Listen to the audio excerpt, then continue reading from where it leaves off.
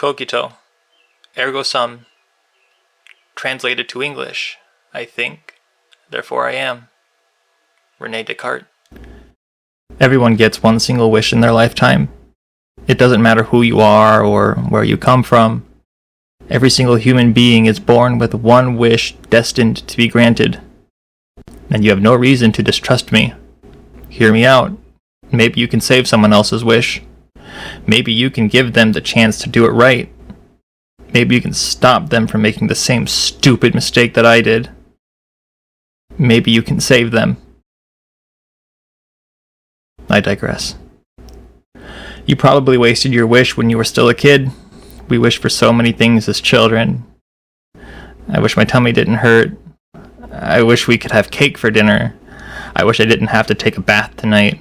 I wish I didn't have to go to school tomorrow. I wish my crush would talk to me. I wish. At some point amidst all this wishing, your wish gets spent. But on rare occasions, a wish waits until adulthood. Usually it's wasted on some mundane thing. As adults, we've learned to temper our expectations, to cope with the crushing weight of our standard reality. I witnessed one such wish being granted. It was so stupid. Such a waste. When I was in my mid-20s, I moved to a new town with my now ex-partner. We started in a little rental, just the two of us. We both landed jobs at a little pizza place, and given our experience, I quickly rose to a lead delivery position while my partner became the GM protege. We worked hard, made good friends, and eventually moved in with our new GM. Initially, we were waiting for his lease to expire or to find someone to sublease his apartment. The property managers complained about the difficulty of finding renters, but they were just old and didn't know that people don't read newspaper ads anymore. I posted on Facebook and had the apartment subleased that same week. During that week, the three of us applied and got approved for a nice 2-bedroom, 1-bath just down the street from work. We moved in by the end of that week. While moving in, we realized we needed a microwave, among other essentials. And this is important. By the end of the following week, we had everything unpacked. We bought a little blue microwave from Walmart and settled in. We developed routines, discovered our likes and dislikes about the apartment, and our quirks living together. Nothing major, just things like thin walls and our bedroom sharing a wall with the bathroom where our GM had some gut issues. The point is, we were all comfortable and familiar with the house when the wish was granted. One day, my partner and I were standing in the kitchen, talking about nothing in particular. Let me give you a layout of the kitchen. It was simple, a walkway ending in a pantry. On the left side was a newer stainless steel fridge, standard white counters, overhead freshly painted cabinetry, and under-the-counter storage. The oven was on the far end, maybe all of 10 feet away from the fridge. On the right side were the same white countertops and freshly painted light gray cabinets. The key differences, starting closest to the entrance of the kitchen, was our little blue microwave sitting on the countertop, then some counter space, and then our double basin sink. And next to that, under the countertop, was our dishwasher. A small kitchen. Impossible to miss something big and obvious, especially after almost 2 weeks of living there.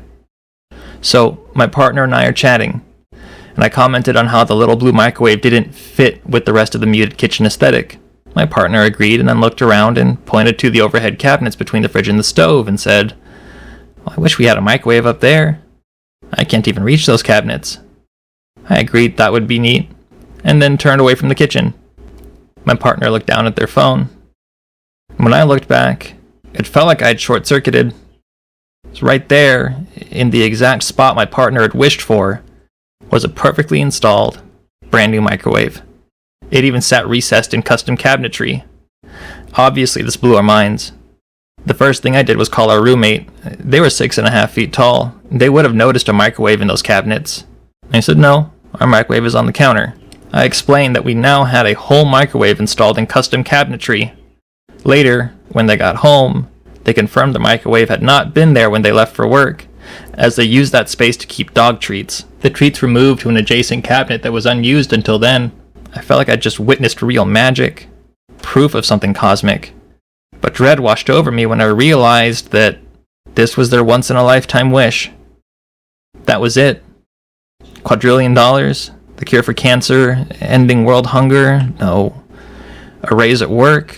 A new car? A better life situation? No. A good day? Meeting a famous person? Finding a sugar daddy? No. A microwave installed in the cabinets of a rental we would move out of 5 months later. Wish fucking granted. Some years ago, I was struck by the large number of falsehoods that I had accepted as true in my childhood, and by the highly doubtful nature of the whole edifice that I had subsequently based on them. I realized that it was necessary, once in the course of my life, to demolish everything completely and start again right from the foundations if I wanted to establish anything at all in the sciences that was stable and likely to last. René Descartes. Now that you understand how easy it is to utterly waste a wish, take a moment to actually think about it. Can you remember when you used your wish?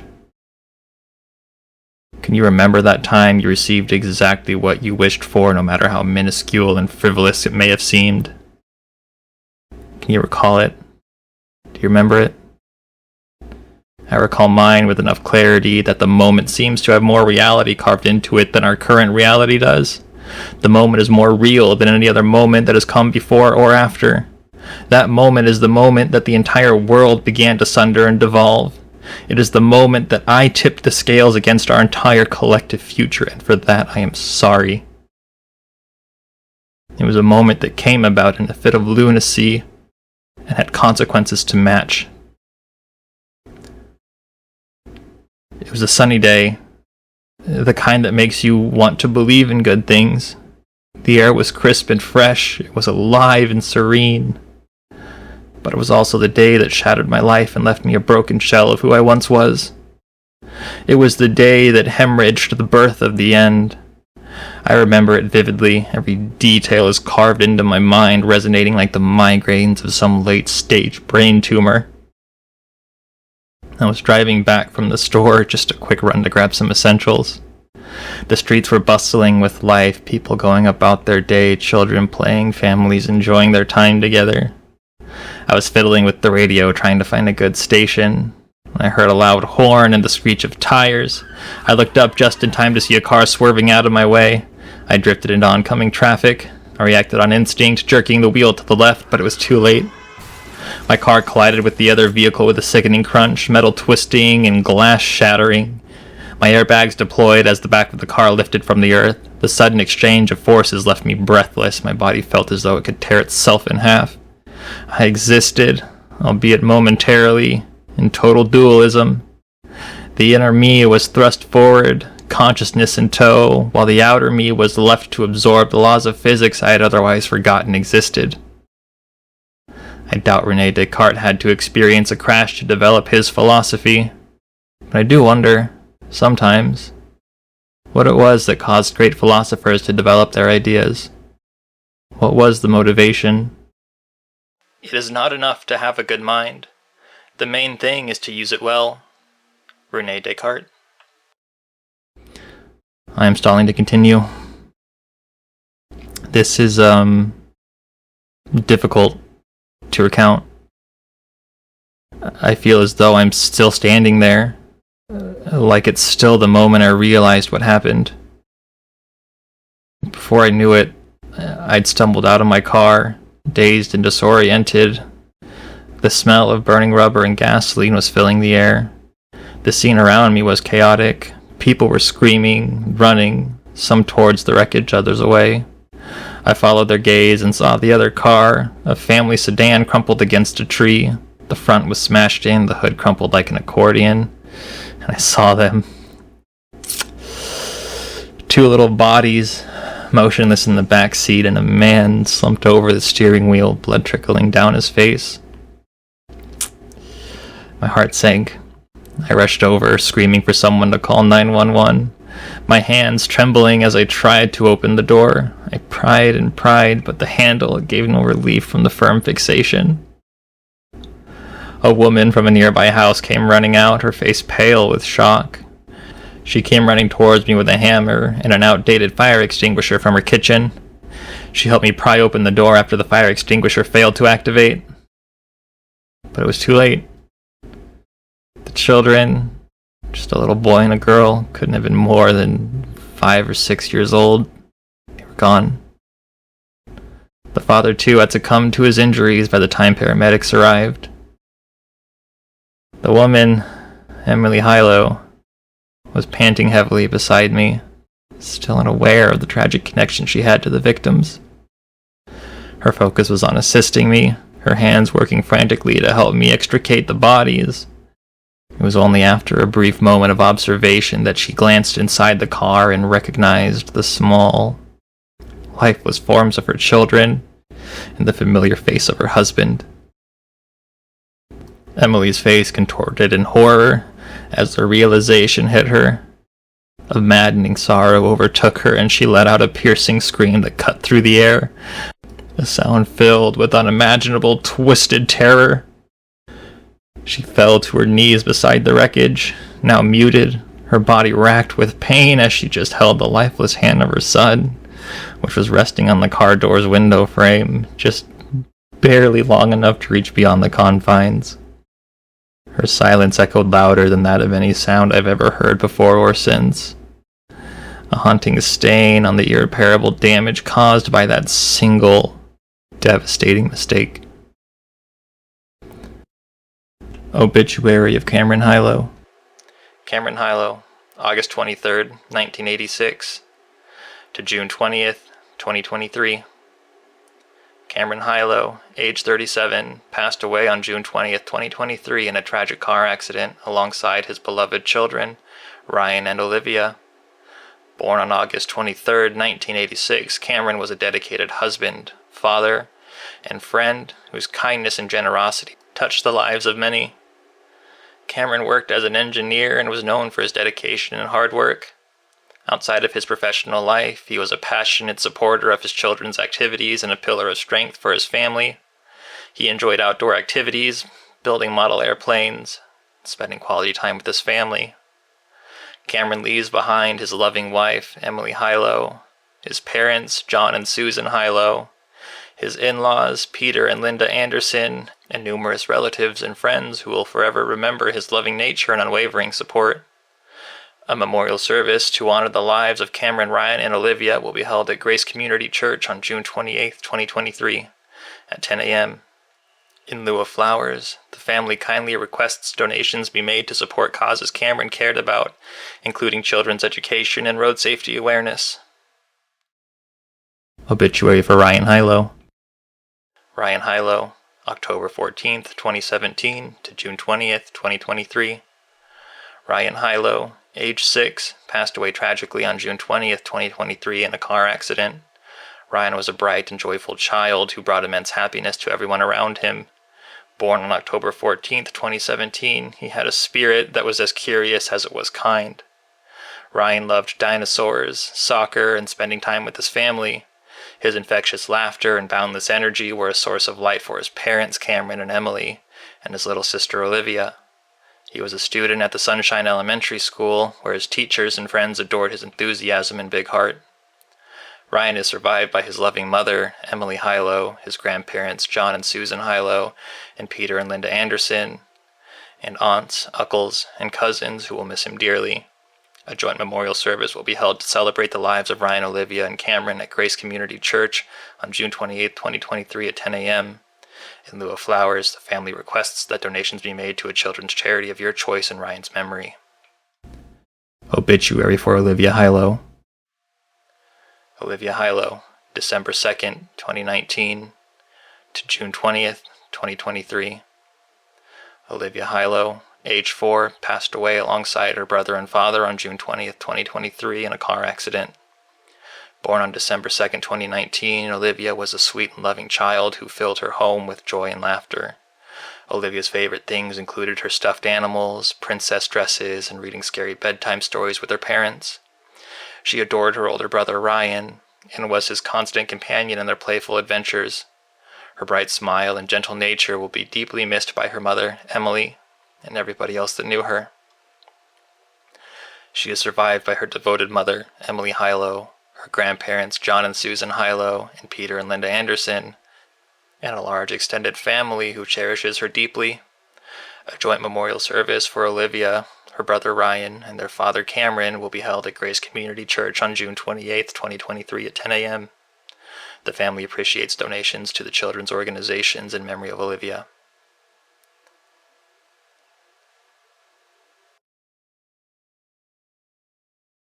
The weeks following the accident dissolved into a haze of police reports, court appearances, and sleepless nights. Each day bled into the next, an endless cycle of torment and guilt that gnawed at my sanity. The weight of the children's deaths and their fathers was a constant crushing burden on my chest, suffocating me with every breath. I was haunted by their faces, their innocent smiles forever lost because of my carelessness. Every time I close my eyes, I see them, lifeless, broken bodies in the wreckage. The screams of their mother echoed in my mind. The silence was a symphony of grief that I could not silence myself. I stopped eating. The thought of food repulsive. My stomach churned with self-loathing, a black pit of despair that swallowed any semblance of normalcy. Sleep became a distant memory. When I did manage to drift off, nightmares consumed me. I would wake in the middle of the night, drenched in sweat, heart pounding, my own screams echoing in the darkness. The bed felt like my coffin, the walls of my room closing in on me, trapping me with my guilt. I wandered through my days in a haze, a ghost of my former self, barely able to function. I avoided everyone. My partner, my friends, my family, I pushed them all away. I couldn't bear their pity, their concern. I didn't deserve it. I didn't deserve anything but this relentless, all-consuming agony. My mind spiraled further into darkness. Each thought a dagger, each memory a poison. I became obsessed with the accident, replaying it over and over and over and over and over and over and over and over. Trying to find some way to change it. Some way to atone. I would sit in my car, parked at the scene of the crash for hours on end. I would trace the tire marks on the pavement, staring at the tree where the other car had crashed, willing myself to see something different, something that would make it all make sense. But there was nothing. Just the cold, hard reality of my mistake. My partner tried to help, tried to pull me back from the brink, but I lashed out. My anger and frustration spilling over. I smashed things, yelled, sobbed uncontrollably. I became a stranger. A monster had come to inhabit the shell of me that was created the moment I ended their lives. I could see the fear in their eyes. The way they flinched when I got too close. It only made me hate myself more. I started drinking, trying to drown the voices in my head, trying to numb the pain, but it only made things worse. The alcohol burned like fire, turning my insides into a moldering ash, but the guilt remained fireproof. I couldn't silence the screams or erase the images that danced through my mind. It only made me sink deeper into the abyss. One night, I found myself standing on a bridge, staring down at the brackish black water below. The wind whipped around me, cold and biting, but I felt nothing.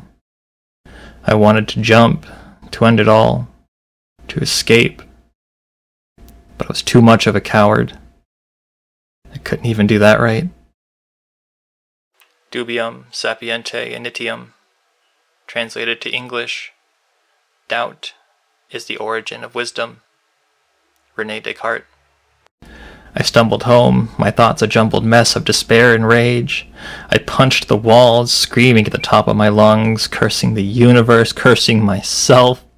I tore at my hair, I clawed at my skin, anything to make it all stop, but it wouldn't. It never would.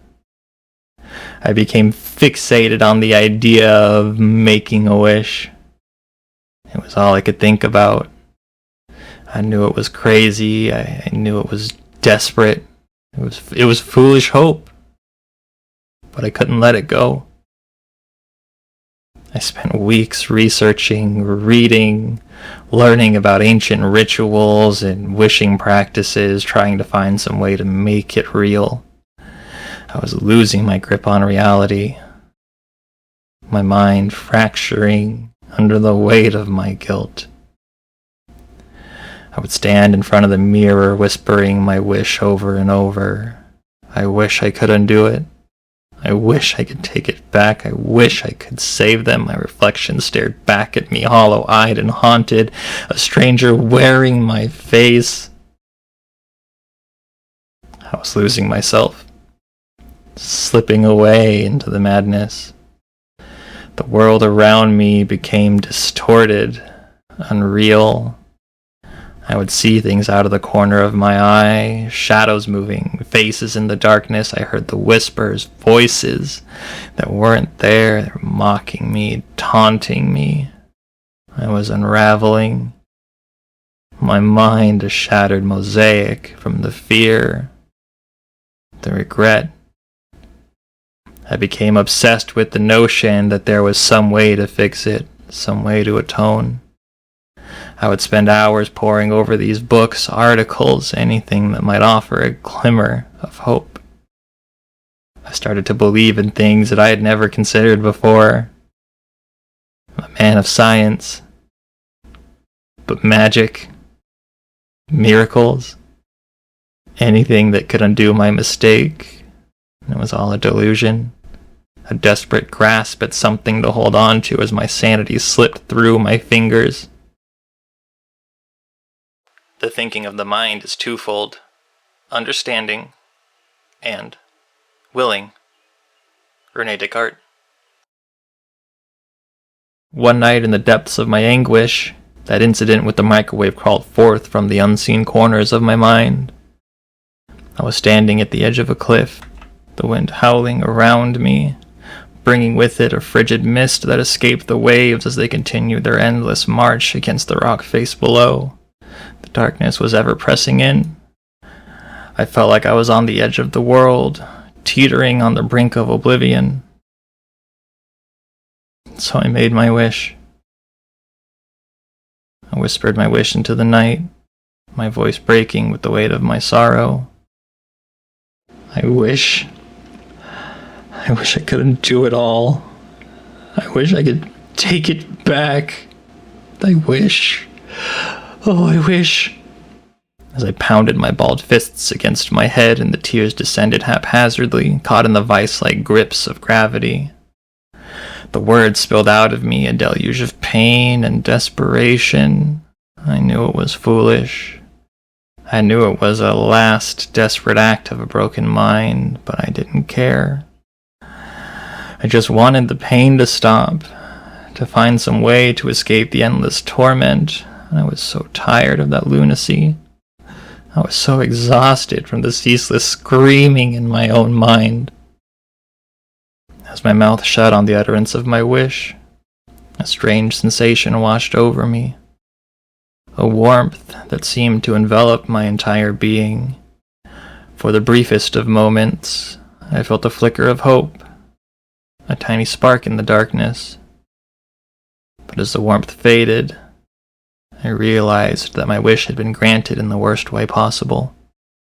But I cannot forget that, at other times, I had been deceived in sleep by similar illusions, and, attentively considering those cases, I perceive so clearly that there exists no certain marks by which the state of waking can ever be distinguished from sleep, that I feel greatly astonished, and in amazement, I almost persuade myself that I am now dreaming. René Descartes.